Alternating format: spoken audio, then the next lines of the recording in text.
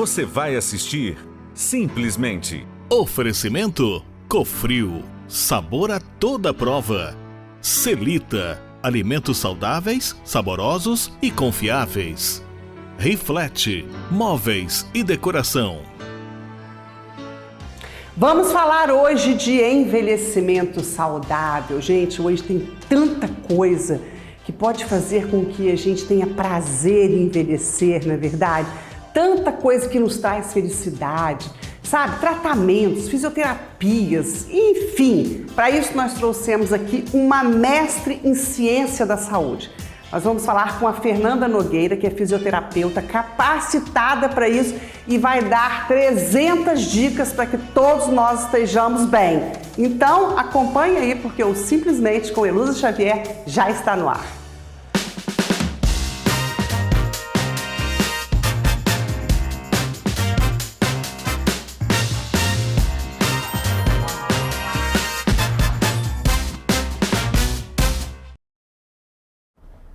Que bom estar aqui com vocês mais uma vez, né? E hoje nós vamos falar de um assunto que acomete a todos nós. Para isso nós trouxemos aqui uma mestre em ciência da saúde. Ela é fisioterapeuta, Fernanda Nogueira está aqui conosco e ela vem falar um pouquinho para conscientizar a gente a importância do envelhecimento com saúde. Eu queria te agradecer muito por estar aqui conosco e vai ser um bate-papo assim que eu acho que todo telespectador que está com a gente precisa aprender um pouquinho sobre esse assunto, né, Fernanda? Verdade, Heloísa. Eu que agradeço, tá, esse momento. É verdade. Nós estamos envelhecendo, né? A população brasileira e mundial está envelhecendo. Então a gente tem que se cuidar. A gente precisa ter um cuidado, não só se cuidar quando nós estivermos, né, já velhos, idosos.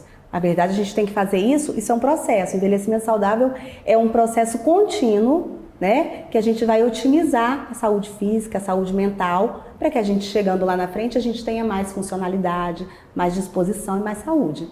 Ok. Quando a gente fala de um envelhecimento saudável, com certeza existem vários parâmetros para a gente conversar sobre isso. Como que você começaria esse assunto, Fernanda? Então, quando que a gente começa a envelhecer? Desde que nasce? Bom, mas para que a gente possa envelhecer saudável. Então, Heloísa, o que acontece?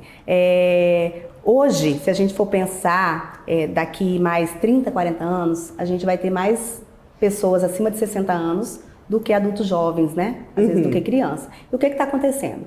A expectativa de vida aumentou e as pessoas estão tendo menos filhos. E aí, a gente vai tendo mais idosos. Então, a gente tem que pensar, primeiramente, que a gente vai precisar de ter profissionais capacitados para cuidar dessas pessoas. Né? E a gente tem que ter uma cidade, locais preparados para receber esses idosos também. Não é verdade?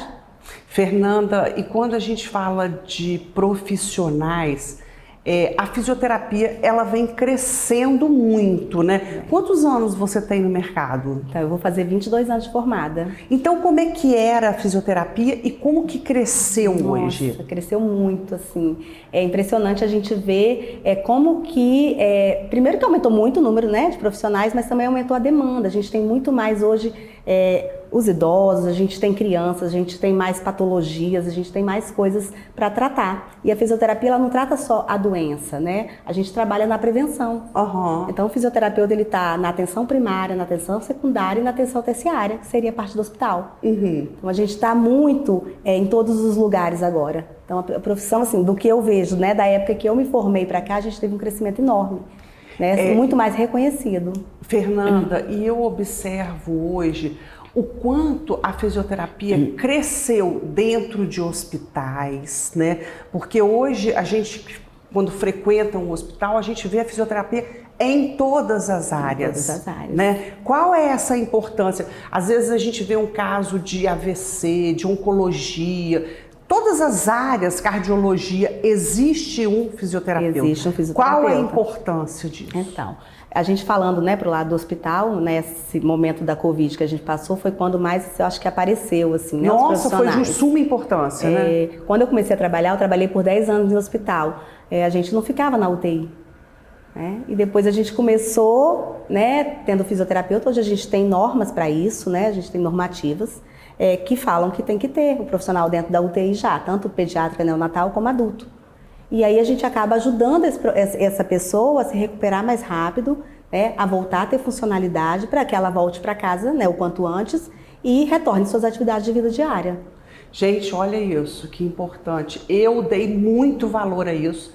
Quando eu fiquei 120 dias com mamãe na UTI e vi o quanto a cada dia a fisioterapia fazia com que ela melhorasse. Aí que a gente passa a dar valor a tudo isso. Bom, mas como a gente está falando de envelhecimento saudável, eu gostaria que você pontuasse algumas coisas para que as pessoas pudessem também fazer essa prevenção.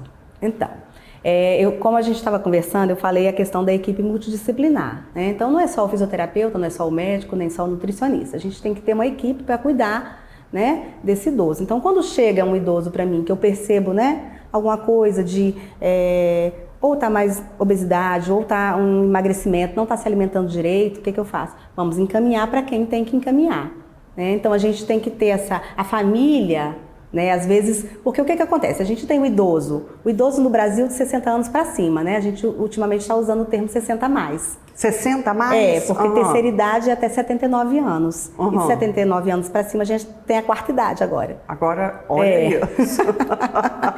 Então, o que acontece? A gente tem o idoso que ele está lúcido, que ele está bem, que ele trabalha, que ele ainda é o provedor daquela casa, né? A gente tem essa pessoa que está funcionando bem, né, no sentido de ela tem um bom equilíbrio, ela tem uma boa memória, ela, enfim, ela está trabalhando, ela está atuando ali. E a gente pode ter um idoso já mais debilitado, né? Então eu tenho um idoso que ele é independente, eu posso ter um idoso que é mais dependente. E aí a família tem que começar a perceber esses sinais, né, de quando que esse idoso está começando a ter, às vezes, uma dificuldade para andar, uma dificuldade, às vezes... Essa família é de suma importância. Claro, a família é muito importante. Né? É claro que a gente tem que sempre respeitar a opinião do idoso, mas a família às vezes perceber e às vezes perceber a necessidade de procurar um profissional. Né? Um médico geriatra, um fisioterapeuta, e aí a gente vai vendo as necessidades. E a equipe vai trabalhando para tentar deixar esse idoso cada vez melhor. Fernanda, a gente observa também que esse é um caso também do estado, dos municípios, e eu vejo um crescimento muito grande das áreas de esportes. Vamos falar sobre isso daqui a pouquinho? Então não saia daí, porque já já nós estaremos de volta.